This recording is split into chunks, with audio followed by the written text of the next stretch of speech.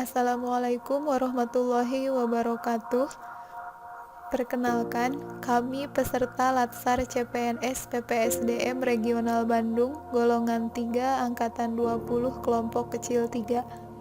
Terdiri dari yang pertama Pak Andri Fitriana Wijaya, yang kedua Pak Enjang Jalaluddin, dan yang terakhir saya sendiri, Eva Yuliani.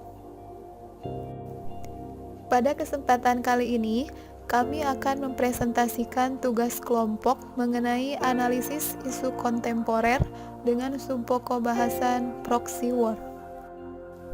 Sebelum kita masuk ke pembahasan, ada baiknya kita mengenal dulu apa yang dimaksud dengan proxy war.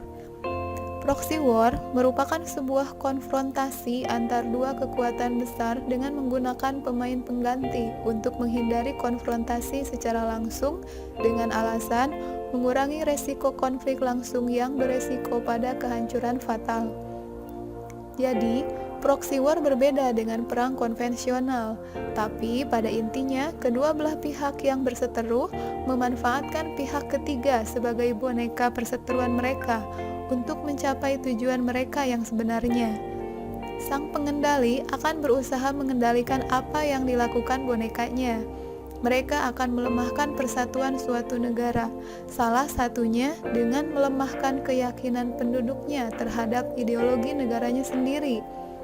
Akibatnya, jika sebuah negara sudah tanpa identitas, tanpa ideologi, dan tanpa kesadaran, maka sudah dapat dipastikan negara tersebut akan dijadikan boneka oleh negara lain yang berkepentingan. Adapun pra-analisis identifikasi masalah yang kami gunakan adalah dengan metode pentahelix. Untuk isu proxy war yang pertama, banyaknya penyebaran berita bohong. Pada aspek government, pemerintah masih lemah dalam mengawasi penyebaran berita bohong di berbagai media, baik dari segi peraturan maupun cara membendungnya. Pada aspek akademik, kurangnya edukasi dari kalangan akademik untuk membedakan mana berita yang benar dan mana berita yang salah. Pada aspek bisnis, ada pihak yang memanfaatkan situasi ketidakjelasan kebenaran berita demi keuntungan pribadi. Pada aspek community, kurangnya peran organisasi kemasyarakatan untuk membantu memberikan kejelasan informasi. Pada aspek media, kurang adanya dukungan dari media untuk memberikan informasi mana yang benar dan informasi mana yang salah. Isu proxy war yang kedua, gerakan separatisme di Papua. Pada aspek government, pemerintah kurang memaksimalkan dalam berupaya membangun Papua. Padahal kekayaan alamnya sangat melimpah. Pada aspek akademik, sarana dan prasarana pendidikan masih sedikit sehingga masyarakat Papua sulit untuk mengaksesnya dan tertinggal dalam bidang pendidikan. Pada aspek bisnis, masih terdapat ketimpangan yang besar antara penduduk asli dengan pendatang, di mana kekayaan alam yang berlimpah justru keuntungannya lebih dinikmati oleh orang luar. Pada aspek community, masyarakat lokal justru lebih tersisihkan oleh masyarakat pendatang. Pada aspek media, kurang mempromosikan potensi-potensi yang dimiliki Papua, namun lebih banyak menyoroti konfliknya sehingga menyulut silang pendapat. Isu proxy war yang ketiga, perusahaan startup Indonesia dikuasai asing. Pada aspek government, kurangnya dukungan pemerintah untuk mendanai perusahaan startup yang sedang merintis. Padahal, perusahaan tersebut pasti membutuhkan dana yang besar untuk mengembangkan usahanya. Pada aspek akademik, kurangnya pemahaman mengenai potensi besar usaha di bidang online dalam berbagai bidang, termasuk data. Karena pada dasarnya, pengguna aplikasi online akan memasukkan data pada aplikasi tersebut. Dan jika pemilik aplikasi tersebut adalah pihak asing, maka otomatis data masyarakat Indonesia akan bisa digunakan oleh mereka. Pada aspek bisnis, keuntungannya lebih besar dinikmati oleh pihak asing, karena mereka yang menjadi pemilik aplikasi tersebut, sedangkan masyarakat hanya menjadi konsumen. Pada aspek community, kurangnya kepedulian swasta lokal untuk membantu mendanai dan mendukung usaha perusahaan startup, sehingga mereka mencari dana dari pihak luar. Dan pada aspek media, penyebaran promosi media lokal untuk perusahaan startup masih kurang. Analisis pemecahan isu, metode USG, urgency, seriousness, dan growth.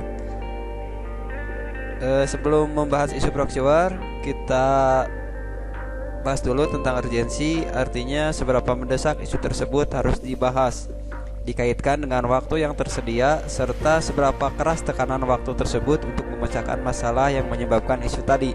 Selanjutnya seriousness artinya akibat yang timbul dengan penundaan pemecahan masalah yang menimbulkan isu tersebut, atau akibat yang menimbulkan masalah-masalah lain kalau masalah penyebab isu tidak dipecahkan. Selanjutnya growth adalah seberapa kemungkinan isu tersebut menjadi berkembang, dikaitkan kemungkinan masalah penyebab isu akan makin memburuk kalau dibiarkan. Masalah yang pertama yaitu banyaknya penyebaran berita bohong atau hoax. Dari segi urgensinya ini mendesak, kalau seriousness-nya sangat mendesak, growth-nya mendesak, prioritasnya 3. Kemudian gerakan separatisme di Papua, dari segi urgensinya sangat mendesak, seriousness-nya sangat mendesak, growth-nya sangat mendesak, prioritas 15. Kemudian isu proxy war yang ketiga, perusahaan startup Indonesia dikuasai asing. Ini cukup mendesak, dari segi urgensinya, seriousness-nya cukup mendesak, growth-nya cukup mendesak, dengan prioritasnya kalau dijumlahkan 9. Kalau dilihat dari isu yang ketiga tadi, ini jelas bahwa gerakan separatisme di Papua itu isu proxy war yang sangat mendesak dan harus segera diselesaikan. Analisis sebab akibat masalah menggunakan metode Fishbone. Sebab-sebabnya yaitu kekecewaan masyarakat pada pemerintah, sarana prasarana pendidikan dan kesehatan kurang, sulit akses transportasi, sulit akses telekomunikasi, listrik belum merata, ini kebanyakan di daerah-daerah terpencil. Kemudian marginalisasi penduduk asli Papua, sehingga akibatnya adanya gerakan separatis di Papua. Baik, untuk selanjutnya adalah analisis pemecahan masalah terhadap masalah yang ada di Papua. Metodenya dengan menggunakan metode SWOT, yang mana S-nya itu untuk strength, yang artinya adalah kekuatan, W-nya adalah weaknesses, yang artinya kelemahan, yang O-nya adalah opportunities atau peluang, dan untuk T-nya adalah threat atau ancaman.